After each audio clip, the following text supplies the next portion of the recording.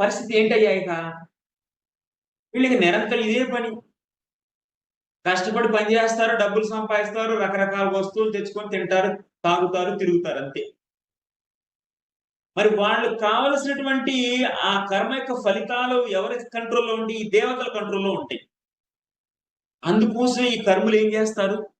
ఆ దేవతల్ని ఇంద్రుడు, చంద్రుడు, సూర్యుడు, వరుణుడు, అగ్నిదేవుడు ఇలా రకరకాల దేవతలున్నారు. వాళ్ళందరిని అంటే మనకన్నా పైలోకంలో ఉంటారు. అంటే ఇక్కడుంటారు. మనం భూలోకంలో ఉంటే మనకన్నా పైలోకం, భూలోకం, ఆ పైన లోకం, స్వర్గలోకం అక్కడ కూర్చొనుంటారు ఈళ్ళందరూ. ఇక్కడుంటారు. వీళ్ళు మనకు కావాల్సినటువంటి కర్మల యొక్క ఫలితాలను వాళ్ళు అందింపజేస్తారు. కాబట్టి ఈ కర్ములకి ఏం కావాలి? కర్మ ఫలితం అనేది త్వరగా రావాలి. అందుకోసం గాను ఆ దేవతలను పూజిస్తూ ఉంటారు.